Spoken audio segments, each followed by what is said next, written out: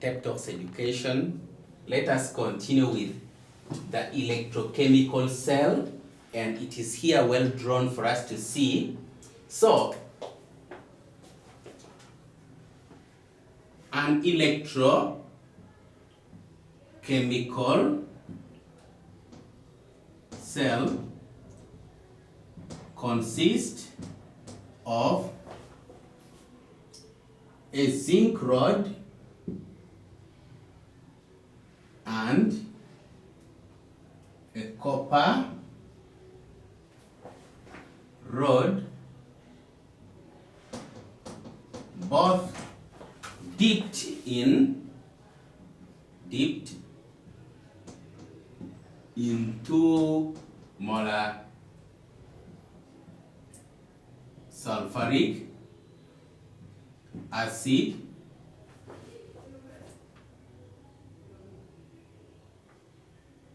and with the 2 rods bearing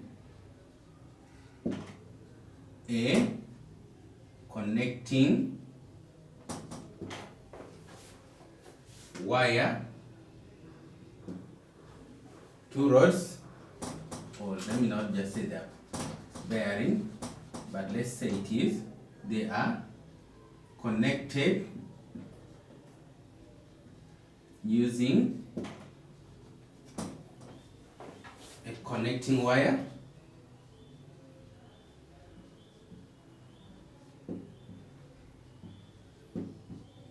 bearing a voltmeter. So this is generally our arrangement of an electrochemical cell or the voltaic cell.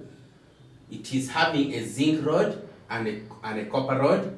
They are both dipped in the 2 molar sulfuric acid, which is the electrolyte. So these are our electrodes. So these 2 rods are joined by a connecting wire, and the connecting wire is having a voltmeter. So the voltmeter will try to show us whether some electrical energy has been generated, and if so, then it will show a voltmeter. Remember, we can also use an ammeter. So the ammeter will show if electrical energy is flowing through the connecting wire in this case.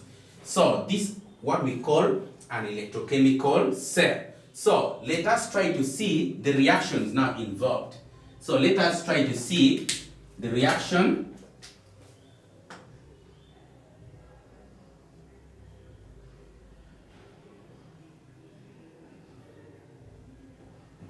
at the zinc rod. So by the virtue of our connection here, both the zinc rod and the copper rod are dipped in the sulfuric acid, the 2 molar sulfuric acid, but we must know that zinc is more reactive than copper, or it is above copper in the metal reactivity series, meaning that it is more reactive than copper in this case. Remember that metals react by losing electrons from their outermost shells. So the fact that zinc is more reactive than the copper rod, in this case than copper, it means that the zinc atoms of the zinc rod will lose electrons more readily to form zinc ions in solution. So that's what takes place first, that since zinc is more reactive than copper, the zinc atoms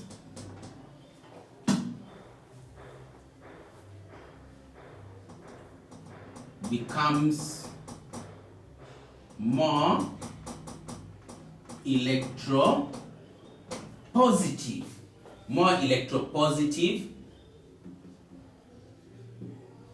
and loses electrons more readily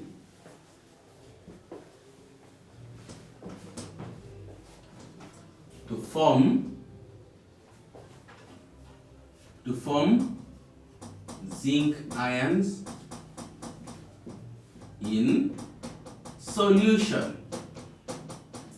So I want us to be able to remember this. We have said that zinc is more reactive than copper, or it is above copper in the reactivity series. And for that reason, the zinc atoms of the zinc rod will become more electropositive, whereby electropositivity is the tendency by atoms of an element, in this case, in particular, it is metal atoms, to lose electrons.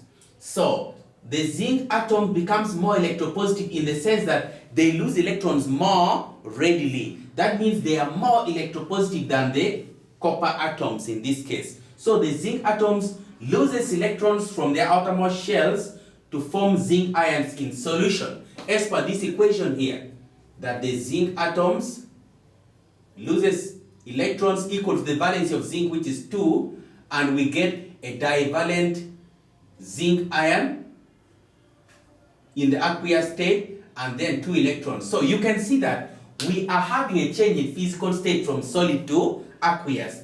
That means that it looks like the zinc rod is dissolving because the zinc atoms loses electrons and turns into zinc ions in solution.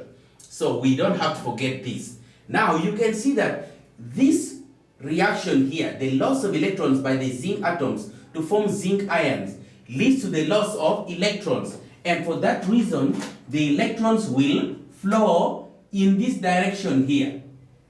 So this one is the direction of flow of electrons in the electrochemical cell.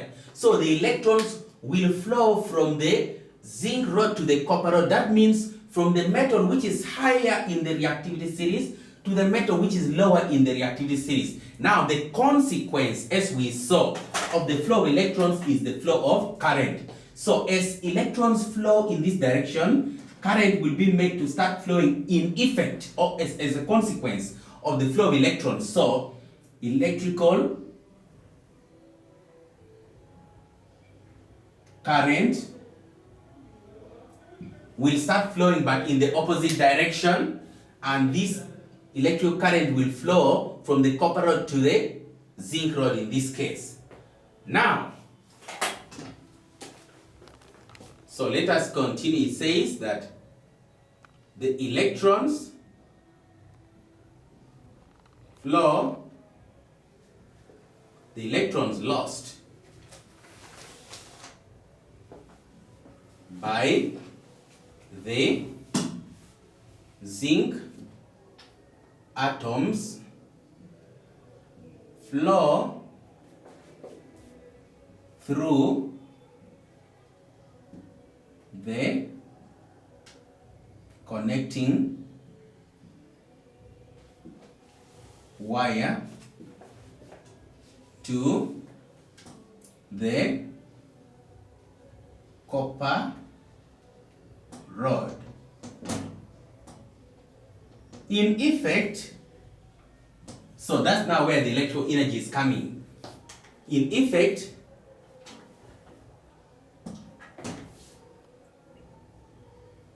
electric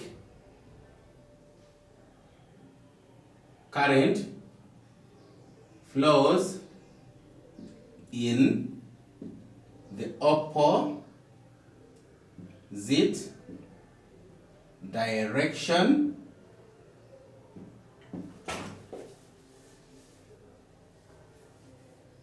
through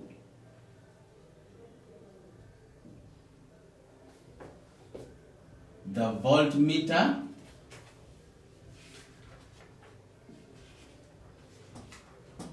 which gives a deflection. So this is what takes place. We have said that as the zinc rod, the zinc atoms of the zinc rod loses electrons from their outermost shells, those electrons will find the path which offers the least resistance to the flow of electrons, that is through the connecting wire. And as these electrons flow through the connecting wire from the zinc rod to the copper rod, then current will flow in effect. That means some electro energy is developed. That means there will be some volt or some PD developed, and in this case, the current will flow in the opposite direction through the voltmeter, and because of that energy, the voltmeter will have to show a deflection. So that energy is the electro energy which has been generated as a result of the loss of, and the flow of electrons from the zinc rod to the copper rod. So in this case, the electro energy will flow but in the opposite direction. Let us now try to see what takes place at the copper rod. Reaction at the copper rod. Reaction at the copper rod. So, on reaching the copper rod,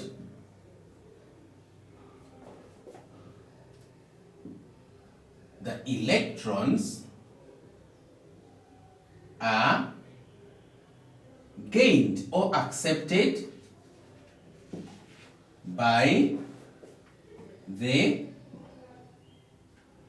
hydrogen ions of the 2 molar sulfuric acid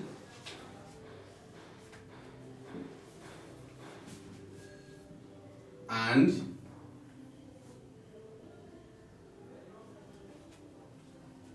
hydrogen gas is produced at the copper rod.